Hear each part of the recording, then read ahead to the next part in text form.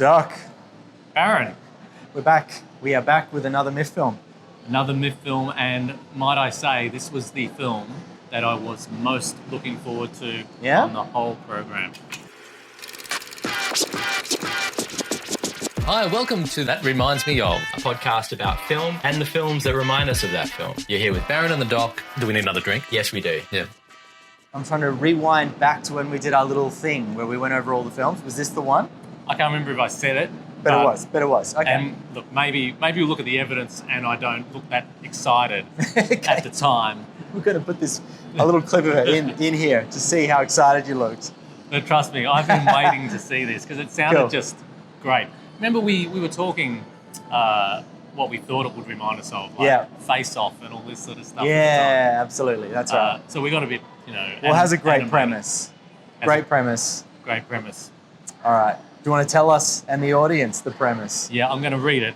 So, a different man. Sebastian Stan, Captain America, the Winter Soldier, plays a wannabe actor who learns that confidence isn't skin deep in this deliciously twisted morality tale. Holed up in his Manhattan flat, aspiring actor Edward, who lives with neurofibromatosis, is contemplating ending it all, until he finds out his facial tumours can be removed by way of a nightmarish experimental treatment. Now armed with conventional good looks, he assumes a new identity and auditions with gusto, only to learn that his neighbour Ingrid has written an off-Broadway play about his old life and he must compete with his infinitely more charismatic Oswald, who also has the same condition for centre stage. That'll do. This is A24-backed film. Yeah, totally. You love that. I love that. Channels David Cronenberg and David Lynch, they say, in a blend of body horror, dark comedy and surrealism. Yep. Directed by Aaron Schimberg. Yep. All of that checks. Yes, it does. Checks out. I really, really quite enjoyed this film. It is, I would just say that it's one of those films that you come out at the end going, have I lost my mind a little bit? Because it gets pretty wild for a bit in there. What were your thoughts? I thought it was the best film I've seen in a long time. The best in a long time? The best in a long time. Wow. Them's fighting words. And we just saw Deadpool and Wolverine. Do you reckon this video is going to come out before that one? Probably. Yeah, okay. We'll talk about That's Deadpool fine. and Wolverine. That's going to come another time. Yeah. We got a lot of MIFF films to get through right now. We do. So Deadpool and Wolverine... Be patient. Be patient. Yeah. Well, they would have had to be patient to see Deadpool and Wolverine get together anyway, so what's another couple of weeks? Correct. Yes, I loved this film. What did I love about it? Everything. I loved the tone of it, the quirkiness. So there was so much meaning and thought and emotion in every twist and turn. Yeah. It was a different film. Every act was kind of different, had a different flavour about it. There's not much that I didn't like. How about you? Do you want to expand on your sort of, I thought it was all right? There's so many things to talk about with this film. I guess my hesitation is, while I enjoyed this film a lot, I would be worried about saying to anybody else they should go see it. Yes. Do you know what I mean? It's one of those films where, you're either in for the ride or you're like, what the hell is happening right now? And actually both of those things can happen simultaneously, and that's okay. I'm going to throw one reminds me of in straight away. Straight away. Get in there. So if you've watched anything that Ari Aster's made, it's that same thing, and probably it's come out to the nth degree with Beau is Afraid. Yes. And this film reminds me of Beau is Afraid a little bit, but it's that thing where you start to question everything that's happening in front of you. And also, quite like Ari Aster, I got the sense that this film is filled with symbolism. Yes. There's red doors that mean something. There's holes in the ceiling with things falling out of it that mean something. Yeah. I don't know, the door might mean that he's marked, the ceiling might mean that his life's falling apart. I don't know, there's all these things happening, and you're thinking the whole time, this is all meaning something, but I don't know if I'm smart enough for it. I think it might take 2 or 3 watches to pick all that up. Yeah. But it's clearly the meaning is just coming in on from all angles, isn't it? Yeah, absolutely. Like the Star Wars crushing machine. Yes. Yeah. So let's keep going with Reminds Me Of and see what emerges. Yeah. I'm going to say Black Swan. Oh, yeah. So Great call. Black Swan. Yeah. Do I even need to speak through Yes. it? Why Black Swan? Black Swan by Darren Aronofsky. Natalie Portman, the main character, has a transformative journey where she actually transforms from sort of one thing into another. Yeah. She has a nemesis, a sort of frenemy type character in Mila Kunis. Yeah.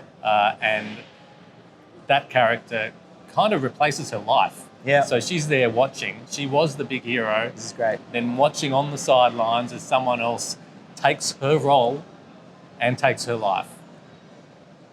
Amazing. Takes her boyfriend, I think. Which, by the way, brings us back to Face Off. Okay, you Again. had to talk Face Off. You go ahead. I was not actually thinking Face Off at all, but you reminding me of the taking of one's life.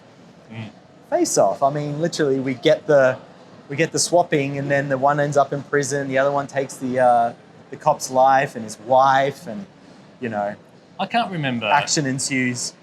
I can't remember even seeing it. Like Okay. I know what the film Well, is.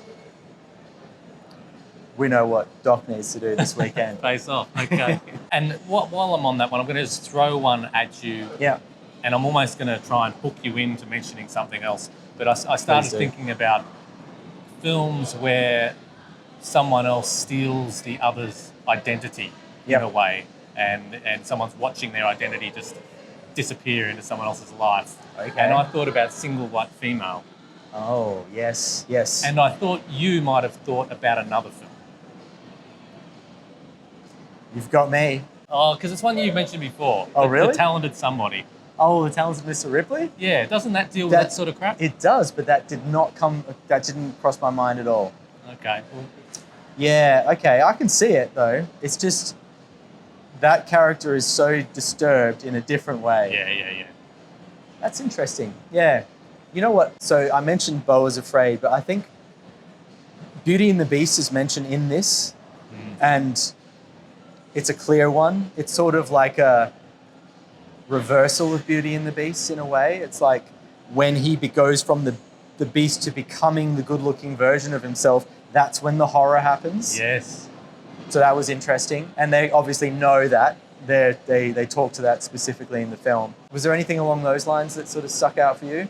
Well, just I want to just talk about how clever that was done. Yeah. I think because you start the film in from the perspective of Edward, who's got this disfigured face. Yeah. And we're walking around and seeing just how terrible everything is for him. Yeah. And then he fixes it. Like magic, he's beautiful. And like you said, that's when his life starts falling apart. And that automatically makes you think, well, clearly, beauty isn't what's, outside. It's, it doesn't change who you really are.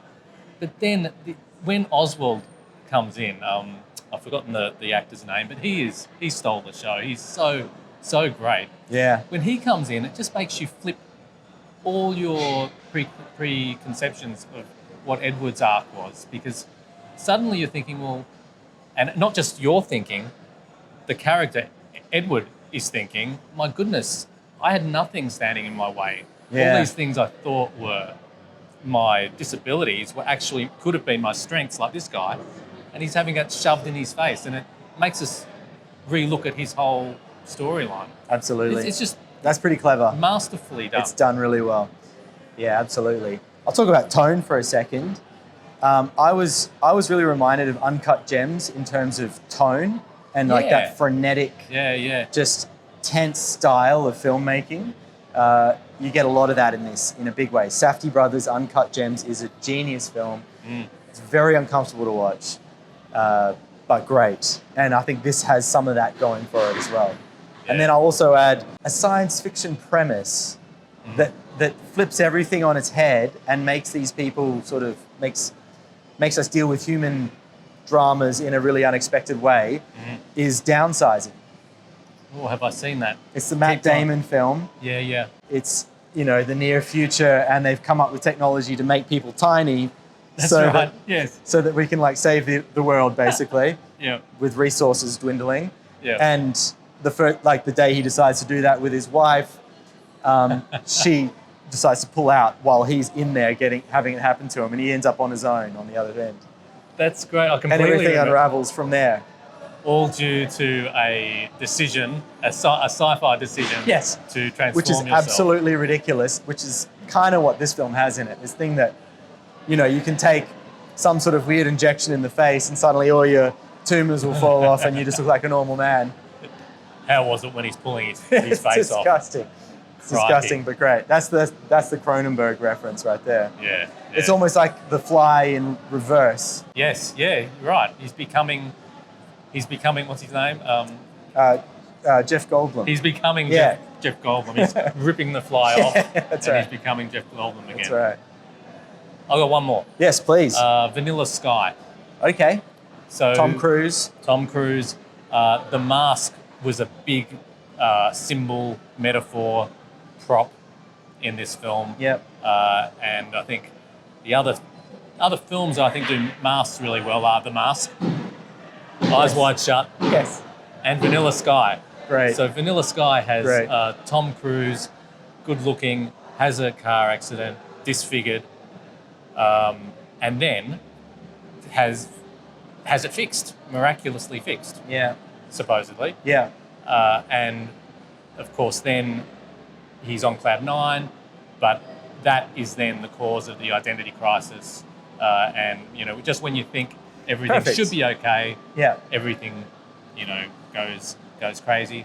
And that's Vanilla Sky. That's Vanilla Sky, Same folks. film. Yeah, that is basically the same film. I love it.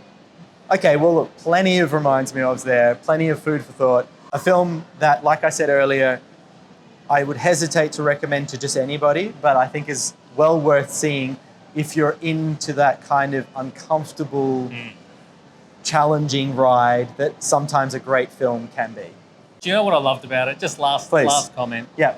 is the way they treat the facial difference type stuff, and what I think is the respect that they give to the actors and to the topic by not pussyfooting around, not like condescending, just confronting it head on, kind of normalising it, poking a bit of fun, showing the strength. It's just confronted it, I thought. Do you agree? Yep, definitely. There you go. Another MIFF film down. We've got more to come. Couple more. Couple more. Talk to you soon, folks.